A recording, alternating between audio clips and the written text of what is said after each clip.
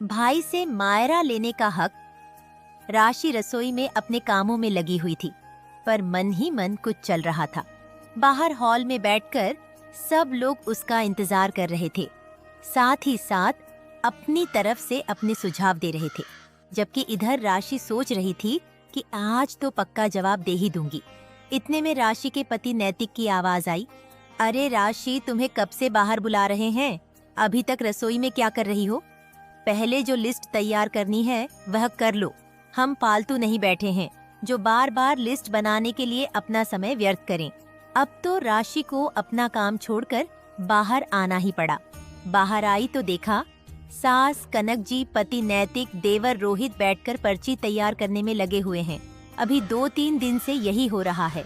जब से बेटे अंकुश की शादी तय हुई है तब से हर रोज कुछ ना कुछ काम लगा ही रहता है, लेकिन क्योंकि शादी के दिन नजदीक आ चुके हैं, इस कारण अब जरूरी पर्चियां तैयार की जा रही हैं।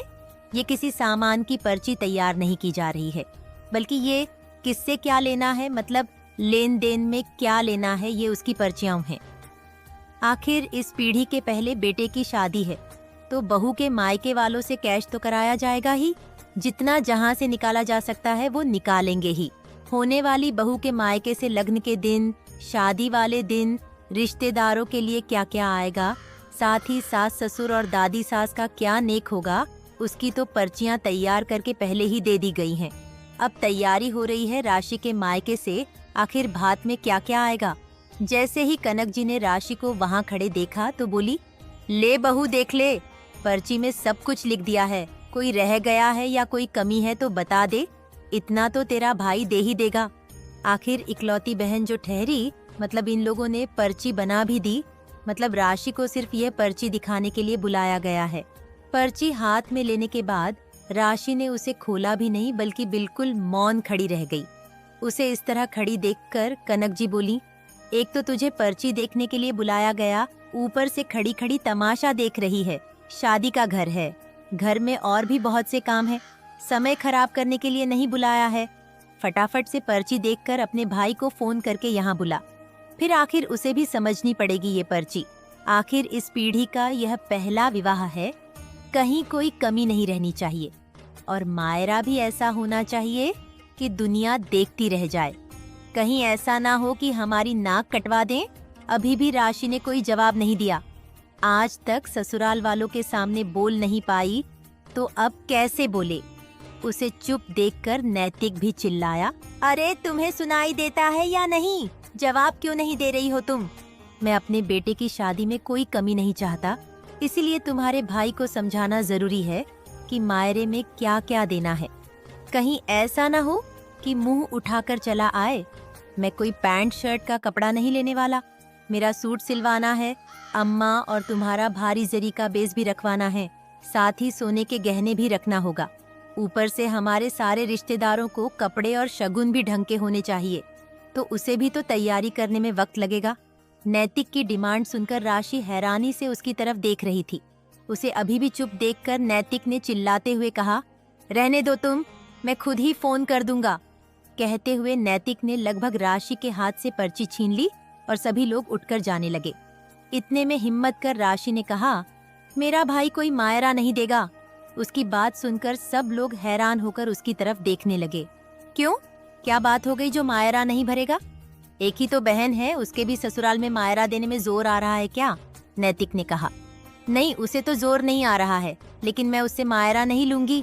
राशि ने बात तो शुरू कर दी थी, लेकिन अब धीरे धीरे वो खुलकर बोलने लगी। इतने में देवर रोहित ने भी अपनी ठसक दिखाते हुए कहा, क्यों नहीं लेंगी आप मायरा? जरा हम भी तो सुने, क्योंकि मेरा और मेरे भाई का बिल्कुल बराबरी का दर्जा है और मेरे माता पिता ने भी वो बराबरी का दर्जा हम दोनों को दिया है, तो भला मायरा वह क्यों देगा? राशि ने पूरे आत्मविश्वास के साथ कहा। उसकी बात सुनकर कनक जी ने अपनी त्योरियां चढ़ाकर बोली, ओहो, नए नए रिवाज निकल कर आ रहे आजकल तो।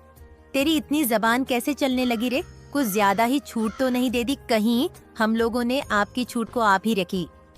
इची आप ही रखिए, मुझे उसकी जरूरत नहीं है। और रही बात मायरा भरने की, तो वो तो मेरा भाई नहीं देगा। अच्छा, क्यों नहीं देगा मायरा तुम्हारा भाई? हमारी क्या समाज में इज्जत नहीं है? इतने लोग आएंगे, इतने रिश्तेदार वहाँ मौजूद होंगे, तो क्या उनके बीच में अपनी नाक कटवा ले। और वैसे भी कौन सा अनोखा देगा तेरा भाई, जो सारी दुनिया की रीति रिवाज है वही रीति रिवाज का मांग रहे हैं। नैतिक अभी भी अपनी ही रॉ में बोले जा रहा था, पर अब राशि ने जोर से कहा, किस हक से मायरा मांग रहे हैं आप मेरे परिवार वालों से? याद है आपको, या मैं याद दिलाऊं? जब मेरी पिता की मौत हुई थी उस समय आपने क्या तमाशा किया था, याद है? वहाँ मेरे पिता की अर्थी सजी थी, लेकिन आप लोगों ने मुझे मेरे मायके नहीं जाने दिया, ये कहकर कि जब तक मेरे पिता की जायदाद को बराबर हिस्सों में नहीं बांटा जाएगा तब तक राशि उस घर में कदम तक नहीं रखेगी। कितना रोई थी मैं, गिड़गिड़ाई थी आप लोगों के सामने कि मुझे मेरे पिता के अंतिम दर्शन कर लेने दो, लेकिन आप लोगों को समझ में नहीं आया था। मेरे पिता की अर्थी आंगन में रखी हुई थी, उसके बावजूद मेरा भाई मेरे रिश्तेदारों को लेकर यहाँ आप लोगों को मनाने आया था कि मेरी बहन को एक बार पिताजी के अंतिम दर्शन कर लेने दो। पर आपने क्या किया?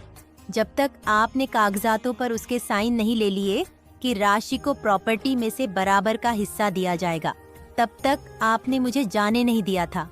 कितनी बेबस हो जाती है बेटियां। इसी कारण भगवान है आप जैसे लोगों के घर में बेटी नहीं दी। आपकी बेटी होती तो दर्द समझ में आता।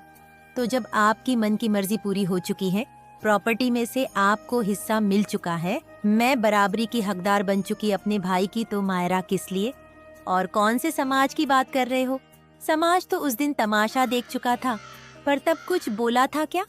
समाज को अच्छे से पता है आप लोग कैसे हो, तो फिर मैं समाज की चिंता क्यों करूं?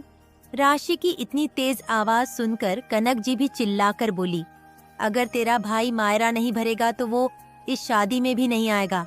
क्यों नहीं आएगा? वो शादी में जरूर आएगा। और याद रखना, अगर वो मायरा भरेगा तो मैं भी उसकी बेटी की शादी में मायरा दूंगी। अगर आपको मंजूर है तो ही उसे फोन करना।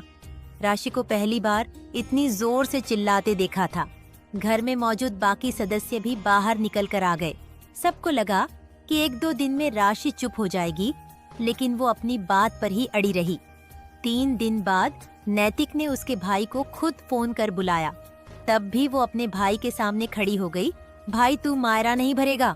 अगर तू मायरा देगा तो तेरी बेटी की शादी में भी तुझे मुझसे मायरा लेना पड़ेगा। अगर मंजूर है तो ही हाँ करना। खुद राशि का भाई हैरान था, पर फिर भी खुद को संभालते हुए बोलना चाहा। लेकिन इससे पहले कि वो कुछ कहता, खुद राशि ने कहा, बस इससे ज्यादा मैं और कुछ नहीं कहना चाहती। अगर ज्यादा मुझसे सवाल जवाब किया जाएगा तो बिना माँ के ही बेटे की शादी कर बहू ले आएंगे ये लोग। ये गलत है। तुम ऐसी हरकत कैसे कर सकती हो? नैतिक ने गुस्से से कहा तो राशि ने मुस्कुराकर सिर्फ इतना ही कहा, मेरे पिता की मौत पर मैंने यह सब आप ही से सीखा था कि अपना काम ऐसे समय पर कैसे निकलवाया जाता है। आखिरकार राशि की जिद के आगे सबको झुकना पड़ा। राशि ने मायरा नहीं लिया। ये अलग बात है कि उसके भाई ने गिफ्ट के तौर पर राशि को, उसके पति और उसके बच्चों को अपनी तरफ से कपड़े और शगुन जरूर दिए। साथियों, कहानी के माध्यम से समाज को एक बहुत बड़ा संदेश दिया है। इसी बात के लिए चैनल को सब्सक्राइब और वीडियो को लाइक शेयर जरूर करें। बहुत बहुत धन्यवाद।